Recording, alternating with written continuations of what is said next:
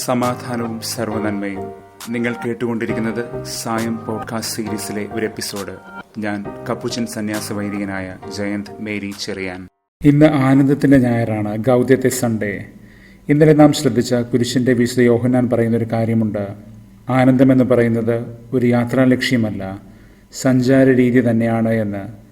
Happiness is not a destination but is a method of travel. Khalil ജിബ്രാന്റെ പ്രവാചകൻ എന്ന് വിളിക്കപ്പെടുന്നൊരു കൃതിയുണ്ട്, അൽ മുസ്തഫ, അയക്കപ്പെട്ടവൻ, നിയോഗിക്കപ്പെട്ടവൻ. ആ പ്രവാചകന്റെ അടുത്ത് ഓരോരുത്തരും അവരുടെ ജീവിത നിലപാടുകളെക്കുറിച്ച് അഭിപ്രായങ്ങൾ തേടുകയാണ്. അവൻ ജീവിതസ്പർശിയായ തിരുത്തുകളും പാഠങ്ങളും അവർക്ക് പകരുകയും ചെയ്യുന്നു. അൽ മുസ്തഫ എന്നാൽ നിയോഗിക്കപ്പെട്ടവൻ എന്നാണല്ലോ അർത്ഥം. ഈ ദിവസങ്ങളിൽ ഏഷ്യായുടെ കർത്തൃദാസിൻ്റെ ഗീതങ്ങൾ വായിച്ച് നാം നിൽക്കുമ്പോൾ ഇത് കുറെ കൂടി അർത്ഥവത്താകുന്നുണ്ട്. ദൈവത്തെ പോലെയായിത്തീരേണ്ട ദൈവദാസന്റെ ജീവിതഗതികൾ. ഇന്ന് സ്നാപകന്റെ വഴികളിലും ഈ ജീവിതഛായ തന്നെയാണ് നമ്മൾ ദർശിക്കുന്നത്. ലൂക്ക 3:10-18 വരെ. ഞങ്ങൾ എന്ത് ചെയ്യണം? ഓരോരുത്തരും അവനോട് ചോദിക്കുകയാണ്. അവൻ അവരുടെ ജീവിതത്തെ സംബന്ധിക്കുന്ന നീതിയുടെയും സത്യത്തിൻ്റെയും ഉത്തരങ്ങൾ അവർക്ക് പകരുന്നു. ബൃഹദാരണ്യകോപനിഷത്തിൽ പ്രസ്താവിക്കപ്പെടുന്നൊരു ചോദ്യവും ഇതുതന്നെയാണ്. പ്രജാപതിയുടെ അടുത്ത് വന്ന് ദേവന്മാരും മനുഷ്യരും അസുരരും ഈ ചോദ്യം ചോദിക്കുന്നുണ്ട്. അവർക്കെല്ലാം പ്രജാപതി ഉത്തരം പറഞ്ഞു, ദാ ദാ ദാ. സാത്വികരെങ്കിലും ആർഭാടപൂർണരായി ജീവിച്ചിരുന്ന ദേവന്മാർക്ക് ആ ദാ എന്നത് ദമനമെന്നാണ് മനസ്സിലാക്കേണ്ടിയിരുന്നത്. അടക്കം, മിതാഭിനിവേശങ്ങൾ. മനുഷ്യർ അതിനെ ദാനമെന്ന് മനസ്സിലാക്കി. സഹജനെ ചേർത്തണയ്ക്കുന്ന പങ്കുവയ്ക്കൽ. അക്രമോത്സുകരായിരുന്ന അസുരന്മാർ അതിനെ ദയ എന്ന് മനസ്സിലാക്കി. ഓരോ മേഘനാദം, അതായത് ഇടിമുഴക്കവും ഇന്നും പറഞ്ഞുകൊണ്ടേയിരിക്കുന്നത്രേ എല്ലാവരും കേൾക്കാൻ, ധാ ധാ ധാ എന്ന ഒരു തുടികൊട്ടുപോലെ. കർത്താവിൻ്റെ വഴി നേരെയാക്കുവിൻ എന്ന് സ്നാപകനെന്ന് വിളിച്ചു പറയുമ്പോൾ അത് ആനന്ദത്തിൻ്റെ വഴിയായി നാം അറിയണം. സ്നേഹത്തിൽ നിന്നുളവാകുന്ന ആനന്ദം, ദൈവത്താൽ നമ്മൾ സ്നേഹിക്കപ്പെടുന്നു എന്നതിൽ നിന്നുളവാകുന്ന ആനന്ദം. ആ ആനന്ദത്തെ പുണരാതെ നമുക്കൊരിക്കലും അനശ്വരമായ സമാധാനത്തിലേക്ക് പടികയറാനാകില്ല. ഗലാത്യർ 4. ഈ ഉപനിഷത്ത് ചിന്തയെ ആധാരമാക്കിയിട്ട് T.S. ഏലിയറ്റ് വേസ്റ്റ് ലാൻഡ് എന്ന തൻ്റെ കവിതയുടെ ഒരു ഖണ്ഡം എഴുതിയിട്ടുണ്ട്. ഇടിമുഴക്കങ്ങൾ പറഞ്ഞത് എന്ന്, വാട്ട് ദ തണ്ടേഴ്സ് സെഡ് എന്ന തലക്കെട്ടിൽ. കവി നിരീക്ഷിക്കുകയാണ്, നാം എന്തെങ്കിലുമൊക്കെ കൈയഴിഞ്ഞ് നൽകിയിട്ടുണ്ടോ? ദാനം. മരണത്തിനപ്പുറവും എല്ലാം കെട്ടിക്കൊണ്ടുപോകാം എന്ന തരത്തിലല്ലേ നമ്മൾ ജീവിക്കുന്നത്. മരിക്കാറാകുമ്പോൾ ഒരു ദാനവും ചെയ്യാനാകാതെ നമ്മൾ തകർന്നടിയുകയും ചെയ്യുന്നു. നമ്മൾ എവിടെയാണ് ദയ കാണിച്ചിട്ടുള്ളത്? നമ്മൾ തന്നെ നമ്മുടെ തടവുകാരായി മാറിയിരിക്കുന്നു. സ്വാർത്ഥതയുടെയും വേദനകളുടെയും ആശങ്കകളുടെയും തടവുകാർ. കഴിഞ്ഞ ദിവസം കൊറിയൻ ദൈവശാസ്ത്രജ്ഞനായ ബ്യൂങ് ചുൽ ഹാൻ വിവരിച്ചതുപോലെ ഓട്ടോ എക്സ്പ്ലോയിറ്റേറ്റീവ്, നമ്മൾ നമ്മളെ തന്നെ ചൂഷണം ചെയ്യുന്ന കനത്ത തടവറകൾ തീർത്തിരിക്കുകയാണ്. നമ്മളെവിടെയാണ് അടക്കമുള്ളവരായിട്ടുള്ളത്? ദമനം. തിരയടങ്ങാത്ത കടൽ പ്രത്യാശയുടെ പ്രയാണങ്ങളെ അസ്ഥിരമാക്കുകയല്ലേ?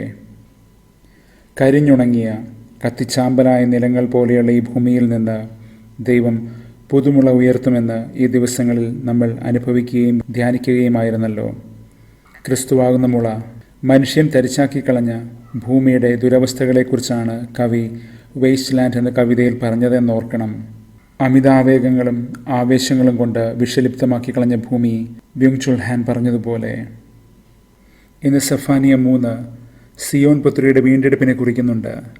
നിരാലംബയായ, കശക്കിയെറിയപ്പെട്ട ഒരു മൃദുപുഷ്പം പോലെയാണ് സിയോൻ പുത്രി കാണപ്പെടുന്നതെന്ന് കരുതരുത്. ചുറ്റുപാടുമുള്ള എല്ലാ രാജ്യങ്ങളെയും പോലെ രാഷ്ട്രീയ ഹുങ്ക് കയറി പടപ്പുറപ്പാടുകളിൽ മതിച്ച് വീണ് താണ് കടുംചെളിയിൽ നിന്ന് നാഥൻ അവളെ പൊക്കിക്കൊണ്ടുവരികയാണ്. The quagmire of geopolitical conflicts. എന്നിട്ടും ദൈവം കാരുണ്യം അവളിൽ വീണ്ടും വീണ്ടും പകർന്നുകൊണ്ടേയിരിക്കുന്നു. വീണ്ടെടുപ്പിൻ്റെ വഴികൾ തുറന്നുകൊണ്ടേയിരിക്കുന്നു. Cycles of forgiveness.